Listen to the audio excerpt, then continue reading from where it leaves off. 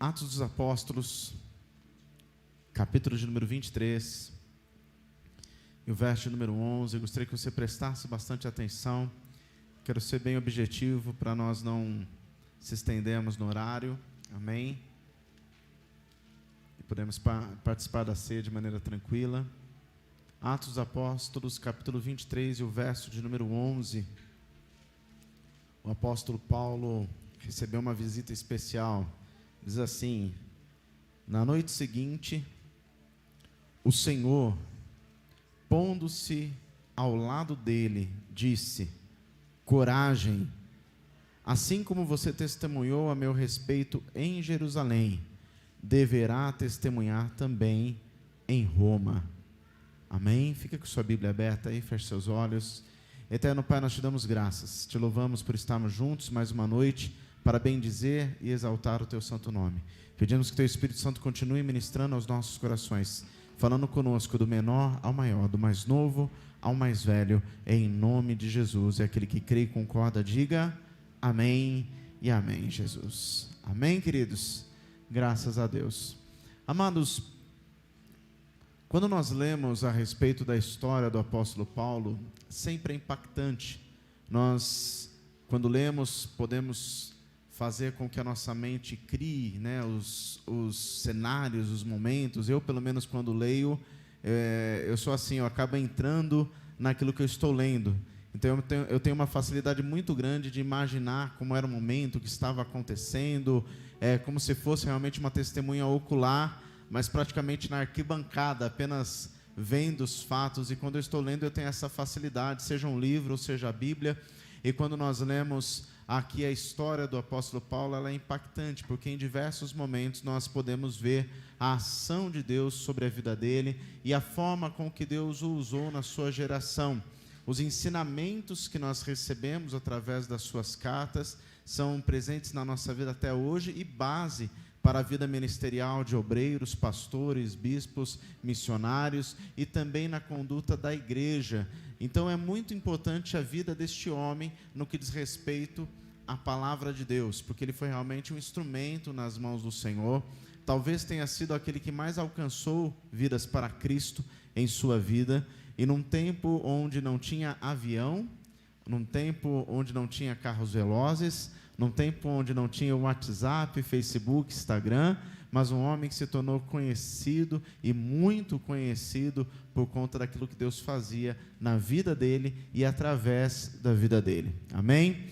Aqui nesse texto que nós lemos, ele acontece em Jerusalém, e eu gostaria de dar uma passeada rápida aqui, mas eu vou tentar fazer de maneira narrativa, para que você não tenha que ficar abrindo os textos neste momento, mas eu quero um compromisso seu depois de ser curioso e ler depois o capítulo 20, 21, 22 e 23, até este ponto aqui no versículo 11, para você conhecer a história toda, mas eu quero aqui dar um breve resumo, para dar base, dar lastro naquilo que eu quero falar contigo nessa noite, amém? A palavra do Senhor começa dizendo que no capítulo 20 de Atos, Paulo está ali retornando então da sua terceira jornada, sua terceira viagem missionária, a qual ele foi na Ásia Menor, pregou o evangelho, foi usado de maneira sobrenatural pelo Senhor, e ele recebe ali de Deus ali algumas orientações. O Espírito Santo fala com ele de maneira muito particular, e ele toma o caminho de volta para Jerusalém. E ali, quando ele chega em Jerusalém, logo no dia seguinte ele vai para o templo, e talvez estivesse ali ensinando, como fazia sempre, falando a respeito da sua fé, das suas experiências e tudo mais.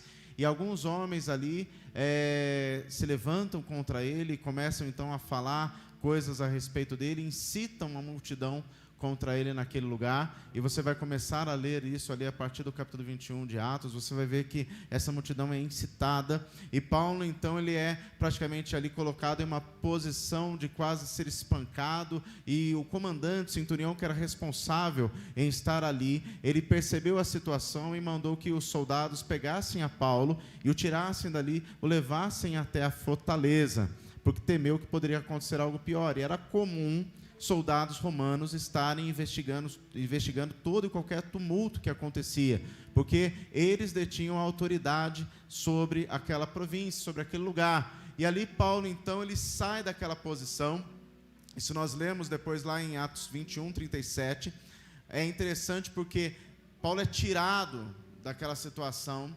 de perigo por esse comandante, e quando ele vai para ser levado, no versículo 37 do capítulo 21 de Atos, quando os soldados estavam prontos para introduzir Paulo na fortaleza, na prisão, ele fala assim: posso dizer-te algo? E Paulo fala em grego. Quando o soldado ouve que ele falou em grego, até espanta, fala: mas você fala grego? E aí Paulo, nessa atitude de falar com o soldado na sua língua, praticamente trouxe para ele uma clareza que Paulo não era semelhante aos outros homens. Paulo não era um rebelde sem causa, porque nessa mesma época havia um egípcio que criou vários alvoroços naquele lugar e depois desapareceu da história. Não é falado mais sobre ele na história. E aquele soldado primeiramente confundiu Paulo com esse egípcio, mas Paulo não afirma que ele não era, ele era judeu, tanto que ele diz no versículo 39 que ele é judeu, cidadão de Tarso, né? Ele fala assim: eu sou de uma cidade importante da Cilícia, e ele pede: permita falar com o meu povo. Então Paulo primeiramente ele se coloca como cidadão judeu, amém?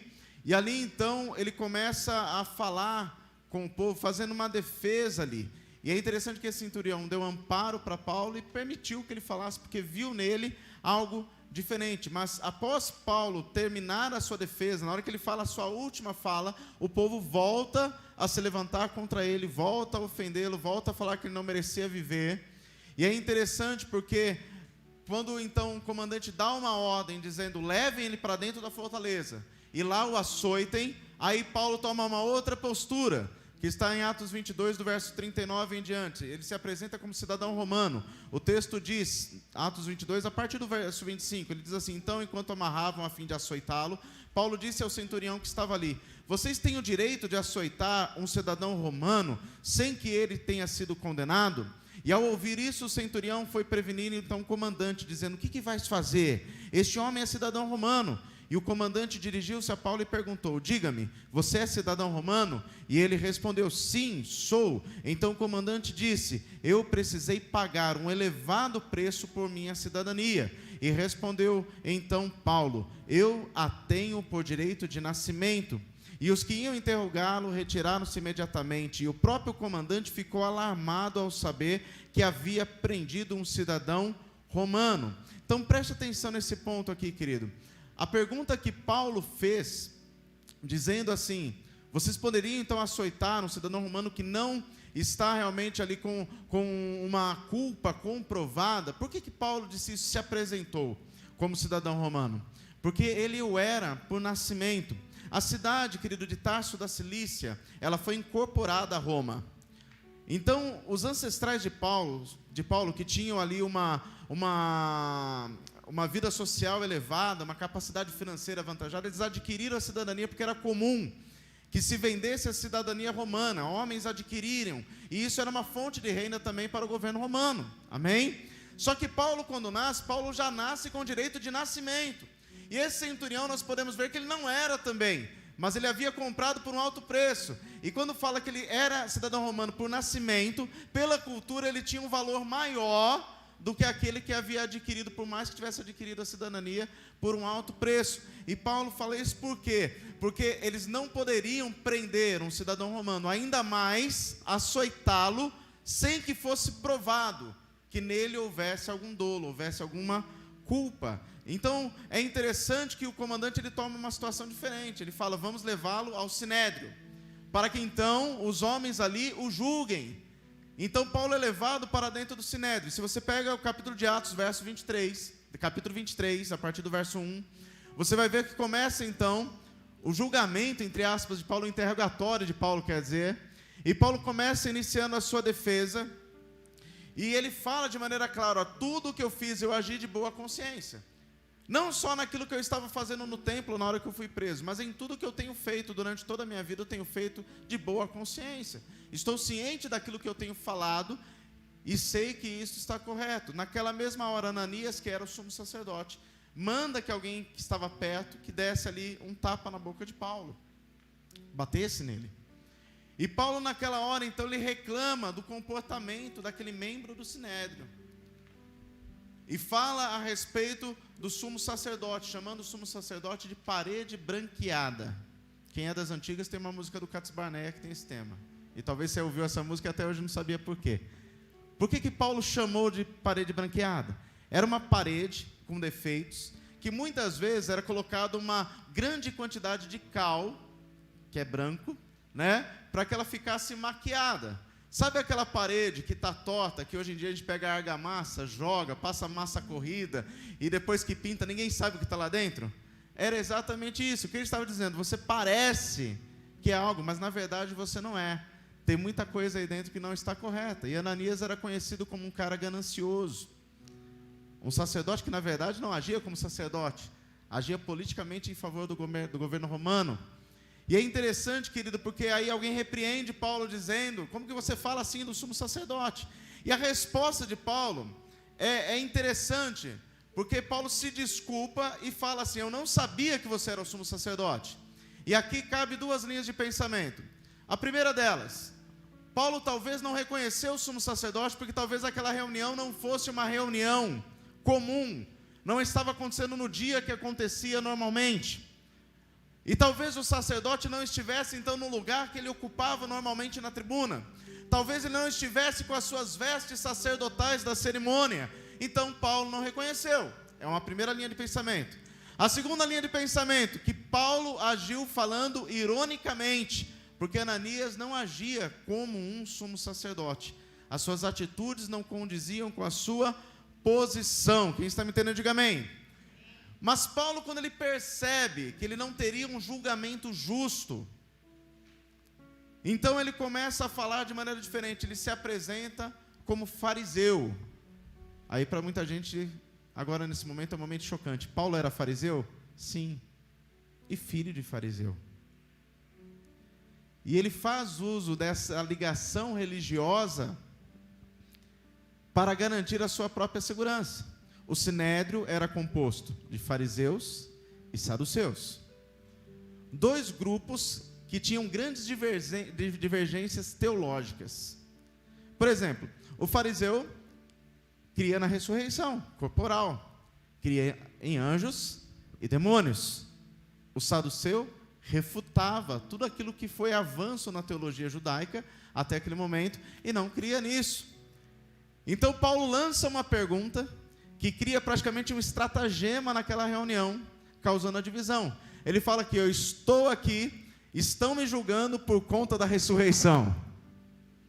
Então a casa começa a virar um caos.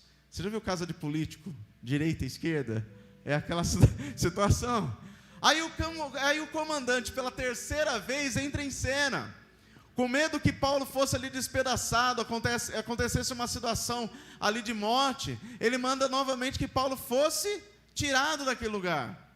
E quando você vai lendo na sequência, no dia seguinte, Jesus aparece ao lado de Paulo e fala para ele: coragem, coragem, amém? Então eu tinha que falar rapidamente esse resumo, para que você entendesse o quadro daquilo que eu quero falar contigo nessa noite, mas eu quero ser bem objetivo, amém? E o tema dessa mensagem é: ainda não acabou. Amém, amados? Ainda não acabou. Quando nós lemos essa parte da vida de Paulo, ela parece, na verdade, um roteiro de um filme que está se encaminhando para o final, em que o mocinho, na verdade, vai morrer. Não parece que é isso? Né? Que parece que aquele que está sendo injustiçado não haverá para ele saída, afinal ele está preso. E na vida de Paulo nós podemos destacar pelo menos 4 pontos aqui que são muito importantes para nós refletirmos a respeito do nosso caminhar, da nossa vida cristã. E dentro deles eu queria falar contigo de maneira bem objetiva, amém? Para ver na vida de Paulo o que Deus fez e entender o que Deus tem feito na nossa. Porque não é que Deus vai fazer, Deus já tem feito, amém? Então a primeira coisa para você entender, querido, que ainda não acabou, ainda não é o fim, é entender a nossa identidade. A identidade de Paulo, para alguns, parece ser algo indefinido, porque ele se apresenta como judeu, daqui a pouco ele se apresenta como cidadão romano, e quando ninguém espera mais nada, ele fala: eu sou fariseu, né? Na verdade, Paulo ele tinha uma consciência muito grande de quem ele era muito bem resolvido neste momento. Ele sabia quem ele era. Em Atos 22, se você puder abrir comigo agora, Atos 22, nós vamos ler a partir do verso 1.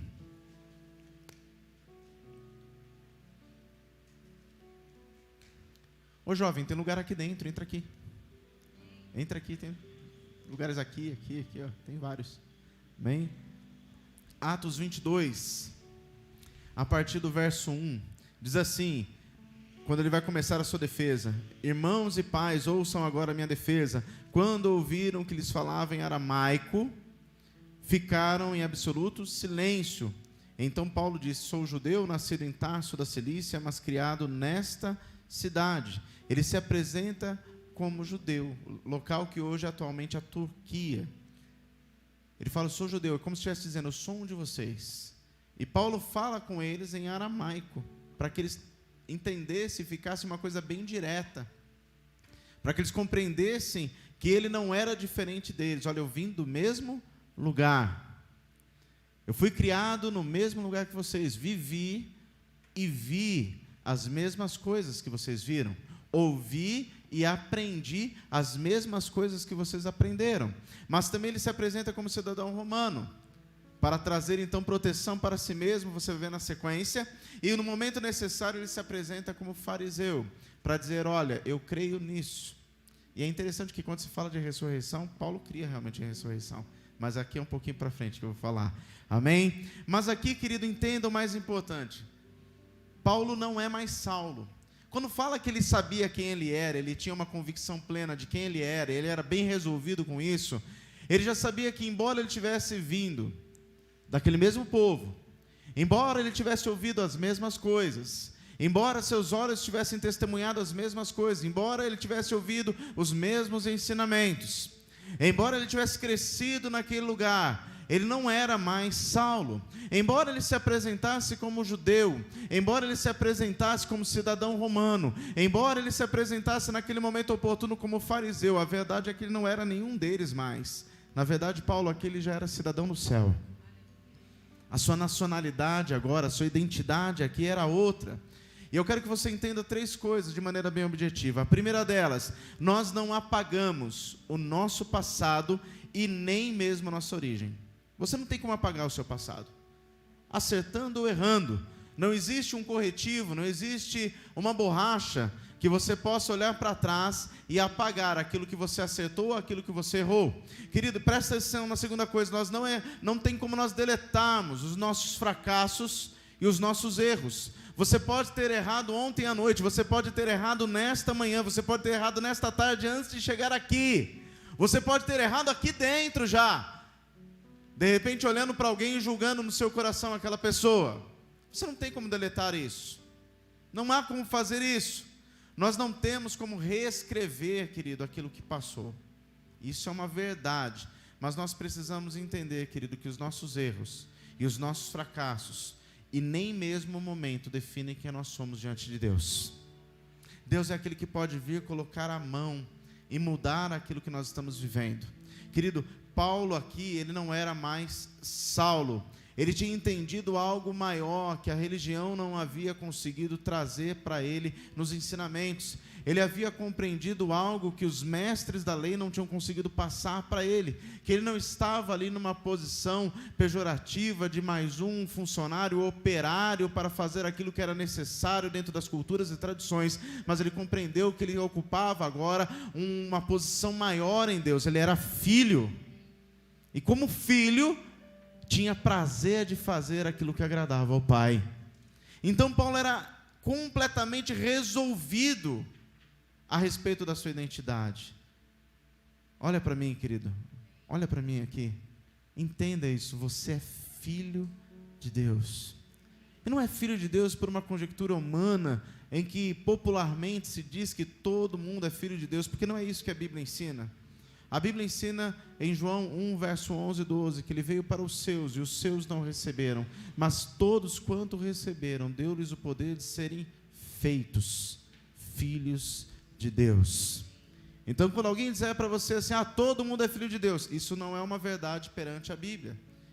E aqui não é um entendimento do pastor Sandro, não é um entendimento teológico da Igreja Batista, É o que está escrito na letra pura. E se você pegar no grego, na língua original, é exatamente essa concepção de fazer. Ele nos fez filho, nos formou filho, através da ação de recebê-lo como Senhor da nossa vida e Salvador. Amém? E Paulo havia entendido isso de maneira plena na sua vida, querido. E isso é tremendo. Isso é maravilhoso, amém? Porque a primeira coisa que nós temos que entender é quem nós somos. E isso não pode fugir da nossa mente. A segunda coisa, querido, que nós temos que entender é a preparação. Por que ainda não acabou? Porque Deus sempre está nos preparando para algo mais. E a preparação de Paulo é tremenda. Em Atos 22, no mesmo versículo, na parte B, diz assim Paulo para aqueles homens: eu fui instruído rigorosamente por Gamaliel, na lei dos nossos antepassados, sendo tão zeloso por Deus quanto qualquer um de vocês. Presta atenção, querido, o conhecimento de Paulo evidencia ao processo que ele se submeteu. Ele não sabia que Deus o estava preparando, mas Deus já estava preparando a ele. Antes mesmo daquele encontro na estrada de Damasco, todo aquele ensinamento, toda aquela capacitação. Se você perceber, Paulo fala vários idiomas diferentes. Ele fala em aramaico quando necessário, ele fala em grego quando necessário. Essa capacitação, essa preparação que Deus proporcionou a Paulo, querido, fez com que Paulo chegasse a lugares estratégicos, onde outros não chegaram. Falasse a pessoas específicas, que outras pessoas não conseguiram falar. Pastor, traz isso para os nossos dias. Eu te digo, querido, quanto mais você se preparar, quanto mais você se qualificar, Deus vai te colocar em lugares específicos. Dentro daquilo que você faz, temos aqui, por exemplo, o Otávio, que trabalha na barbearia. Ele é barbeiro e um bom barbeiro. Ele que cuida da minha barba. Se estiver feio um dia, a culpa é dele, né? Mas, enfim, quando a gente senta naquela cadeira, semana após semana, ele está ali ele foi preparado para aquilo, treinou para aquilo, e ali ele está atingindo pessoas que eu não atendo, eu não atinjo. Da mesma forma, temos um irmão aqui que é policial federal, que está em outra esfera. Atinge pessoas, por exemplo, que o Otávio não atinge e eu não atinjo. E ele foi preparado para aquilo. Eu poderia falar aqui da função de cada um, mas cada um de nós temos que entender que nós estamos sendo preparados para algo. Deus quer nos usar como instrumento, e às vezes você não percebe que o lugar que você está, você não chegou ali com os seus pés, mas o Senhor te conduziu os seus pés para chegar naquele lugar. E a palavra já fala: quão formosos são os pés que anunciam o Evangelho. Então, onde nós estivermos, nós temos que entender, queridos, que nós podemos ser uma bênção, instrumento na mão de Deus. E ainda mais, não é porque chegamos ali que temos que parar, temos que evoluir, temos que crescer, temos que procurar ir mais longe, temos que ter, querido, essa gana de forma sadia, de querer crescer, alcançar algo mais. Você já pensou, querido, se você sair daqui hoje e de repente você vai comer uma pizza em algum lugar, e você chega lá, de repente aparece uma pessoa, um americano ao lado da sua mesa, e o Espírito Santo fala com ele: Deus, mas eu não sei falar nem the book on the table, né? Eu estou no Good Morning, Good Night. Vai aprender inglês, cidadão, né? Você está me entendendo, amados? Às vezes você tem que perceber, querido, aquilo que Deus pode fazer através da sua vida. E para isso precisa de preparação. É 2 pontos para nós entendermos. Há aquilo, querido, que é o que Deus faz, que é o processo a qual Deus nos submete, muitas vezes, aqueles processos que você não está nem sabendo. Você não sabe que está dentro dele ainda, como Paulo. Paulo estava sendo instruído por Gamaliel, ele já sabia quem era Jesus Cristo? Não. Paulo sabia que ia fazer viagens missionárias, pregar aos gentios? Não. Mas Deus o estava preparando dentro daquele processo. Eu lá na minha infância, lá no começo de adolescência, quando a pastora falou assim: olha, não tem ninguém para cuidar das crianças, tem alguém aqui que se dispõe? Eu tinha 11 anos, amado, acabado de chegar na igreja, e eu levantei minha mão, e na hora que eu vi aquele monte de criança, eu pensei: o que eu estou fazendo aqui? Onde eu fui amarrar meu burro, né? Eu não sabia. Foi o primeiro rebanho que o Senhor estava me confiando. Eu fui procurar ajuda, pedi ajuda para quem já tinha dado aula, me ensina, o que eu faço, como que eu entretenho as crianças, tudo. Passou um tempo, e criança é muito verdadeira, querido. Se a criança vai com a tua cara, ela te abraça, te beija. Se ela não vai, você pode dar chocolate para ela, que ela não quer papo. Ela pega o chocolate e vaza, mas ela é verdadeira, sim ou não? E eu lembro que eu chegava na igreja, a criançada vinha, abraçava, agarrava na perna: ô tio. Tem hoje que já tem filho, você tem ideia, né? Como o tempo passa. Mas o que eu quero te dizer, querido, que este é o processo. Deus às vezes nos coloca em algumas posições, em algumas situações, que é um processo que Ele está nos preparando. Amém? E tem o segundo lado, que é a minha posição de procurar qualificação. Se o Otávio não tivesse estudado aí para ser barbeiro, eu não ia fazer barba com ele. Não, tá louco? O bicho fica na valha lá, não sabe nem mexer. Mas ele chegando e falou: pastor, fica quieto. Fica quieto para mim não errar. Misericórdia, né? Amém? E toda profissão, querido, sempre tem curso para você se qualificar, coisas novas que entram no mercado. Não existe profissão que não tenha. Ah, mas eu sou pedreiro. Pedreiro tem coisa nova todo dia. Tem ou não tem, Jorge? O Jorge é um excelente pedreiro. Aquele dia que precisa de pedreiro, fala com o Jorge lá. Faz um precinho, ó, daqui. Amém? Já fiz um merchan aqui, amém? Queridos, eu quero que você entenda. Tem esses dois lados da preparação. Então, Deus levou Paulo a um processo de preparação. Se você for ler em Gálatas, então, em um versículo tem uma diferença de 3 anos e meio, a qual Deus leva Paulo num tempo de preparação e depois ele retorna. Em um versículo tem 3 anos e meio, que foi um tempo de processo, que Deus estava preparando Paulo para ele voltar para Jerusalém, porque ele era Saulo até aquele momento, e ele teria que voltar para Jerusalém e até mesmo convencer os irmãos na fé que ele não era mais o perseguidor, e ele precisava ser preparado para aquilo. E ele volta no tempo certo, Deus o usa. Quem está me entendendo, diga amém. Amém. Então, olha, querido, às vezes Deus nos submete a alguns processos, mas nós precisamos também fazer a nossa parte, amém? A terceira coisa, querido, o cuidado de Deus com Paulo. Se você perceber, eu falei aqui já na introdução para você entender, e aqui eu não quero prender muito, Deus usa aquele centurião no mínimo 3 vezes. 3 vezes que está escrito, fora aquilo que não deve estar escrito. Deus pega aquele homem e faz dele uma pedra de escape para Paulo. 3 vezes, Paulo fica em risco de morte iminente. E Deus usa aquele centurião para livrá-lo da morte. Presta atenção, querido, às vezes a gente não nota essas coisas, porque a gente olha muito para as nossas dores e para as nossas situações. Quantas vezes Deus coloca pessoas próximas de nós, quem tem sido fonte de bênção nas nossas vidas, tem sido pessoas que têm nos alertado, cuidado de nós, nos orientado, pessoas que às vezes nos livram realmente de armadilhas e situações de morte. Isso demonstra que o cuidado de Deus com a nossa vida, da mesma forma que Deus cuidou da vida de Paulo. Deus cuida de nós, querido, mesmo quando nós não sabemos e às vezes não há em nós a ciência. Você já parou para pensar quantos livramentos você já deve ter vivido que você nem imaginou? Quantas situações que alguém do carro de trás falou assim, meu Deus, e você foi embora e nem viu o que aconteceu, né? Está lá dirigindo, lá ouvindo louvor, lá ouvindo lá, te agradeço, meu Senhor, sem perceber, alguém quase bate em você, você não viu, mas lá atrás, o carro de trás fala, meu Deus, que barbeiro, né? Livramento de Deus a gente não sabe, amém, amados? Então o cuidado de Deus, ele está presente na nossa vida, como foi na vida de Paulo. Eu estou falando desse episódio específico da vida de Paulo, mas se você estudar, você vai ver quantos livramentos Deus deu para este homem, quanto Deus guardou este homem em situações. Presta atenção, a Bíblia não diz que Deus o livrou de passar por situações difíceis. A Bíblia fala, ele foi preso, passou por naufrágio, foi preso nas prisões inferiores, como está lá em Atos 16, foi açoitado, preso, mãos e pés, passou um perrengue, né? Certa vez na ilha, quando ele chegou lá para aquecer a mão, ele foi mordido ali por uma serpente. Presta atenção, Deus não tirou às vezes as situações difíceis, mas deu para ele o cuidado e o amparo necessário nas situações difíceis. E isso é algo para nós vermos o cuidado de Deus. Às vezes a etapa que você está enfrentando não está fácil, às vezes os dias têm sido difíceis, às vezes você tem visto realmente um momento que parece que não vai passar e não vai mudar, mas não tem faltado nada, Deus tem continuado sustentando, você tem acordado todo dia, você tem trabalhado, você tem forças, Deus tem abençoado a sua saúde, Deus tem dado saídas, comida há na sua mesa, Deus tem cuidado.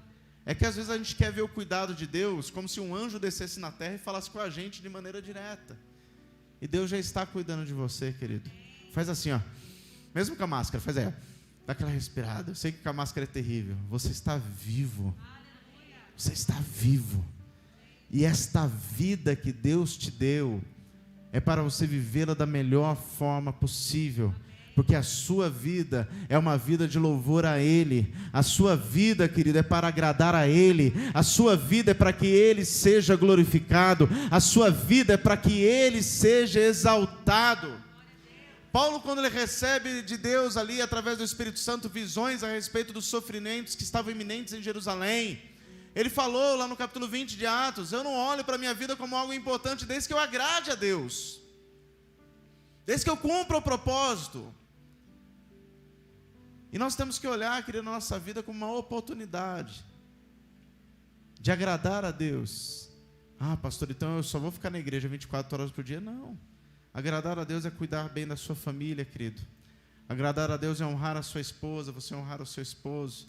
Agradar a Deus é você instruir os seus filhos de maneira correta, viver uma vida íntegra, honesta, digna. Isso é agradar a Deus. E você agrada a Deus assim todos os dias. Quem está me entendendo, diga amém. E por último, querido, ninguém coloca um ponto final onde Deus colocou uma vírgula. O que é uma vírgula?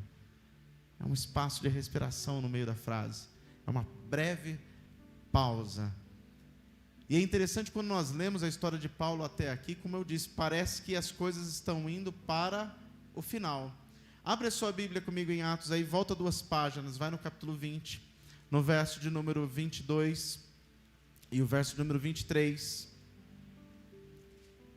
Aleluia. Quem está entendendo, diga amém. Quem está sendo abençoado, diga aleluia. Aleluia.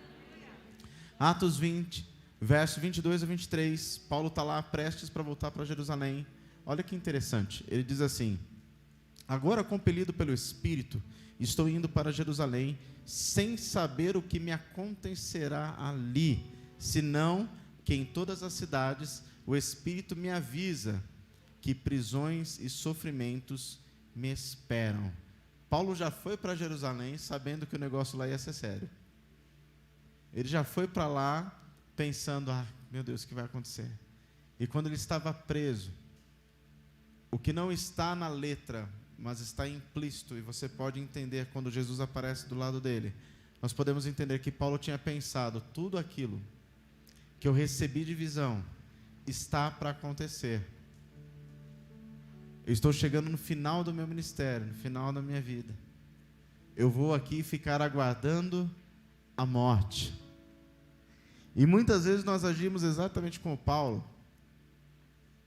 Nós pensamos que já acabou. Às vezes nós pensamos que não há mais o porquê de lutar, o porquê de tentar.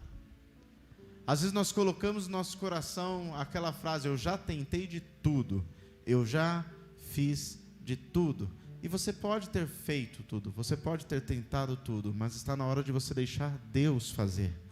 Está na hora de você deixar Deus entrar nessa situação. Está na hora de você convidar a Cristo: Senhor, participa dessa decisão, participa dessa situação.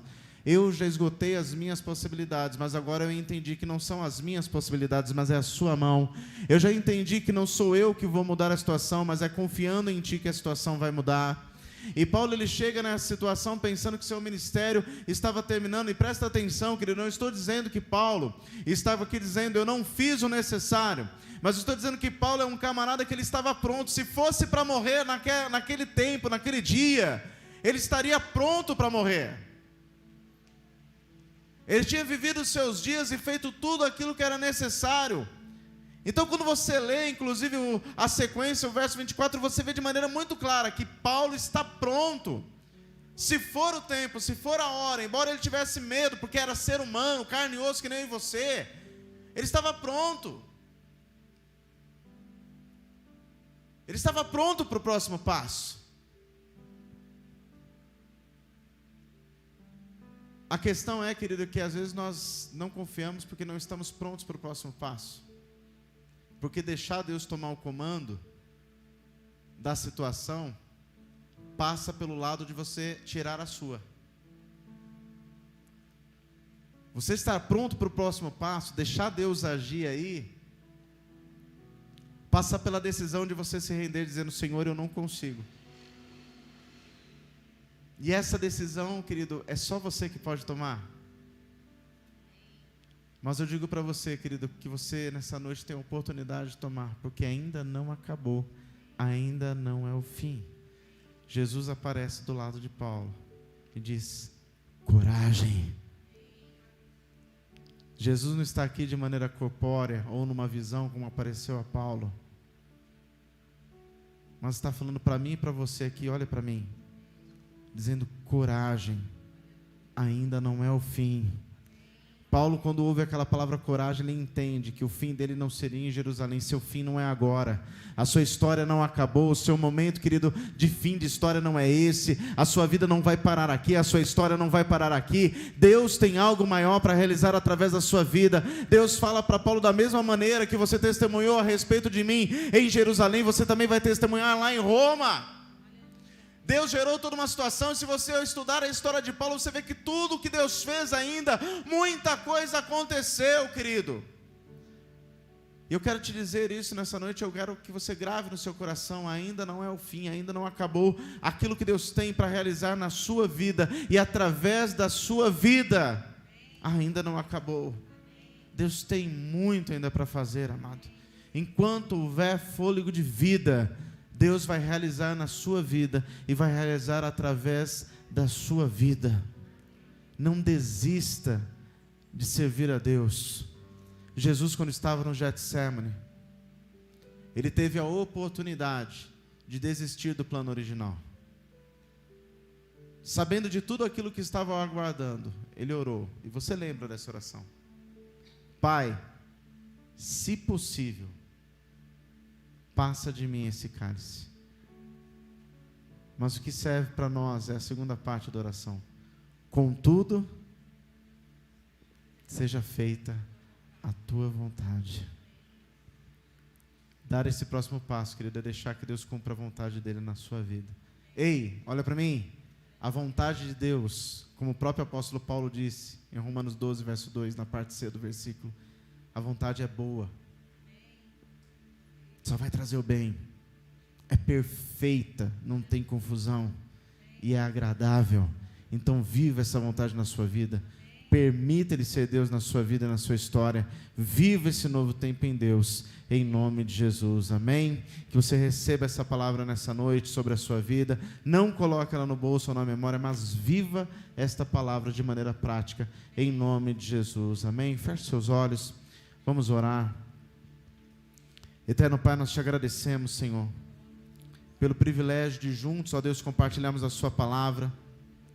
Da mesma forma como não foi o fim para a vida do apóstolo Paulo, nós cremos, ó Deus, que não é o fim, ó Pai, para a vida de muitos, que porventura pensaram que a sua vida estava acabando, que a sua história estava terminando. Não é o fim, ó Pai, para casamentos que estão passando por turbulências. Não é o fim, ó Pai amado, para aqueles que ainda estão, ó Pai amado, lutando contra os vícios. Não é o fim, ó Pai, para aquele pai de família que está desempregado.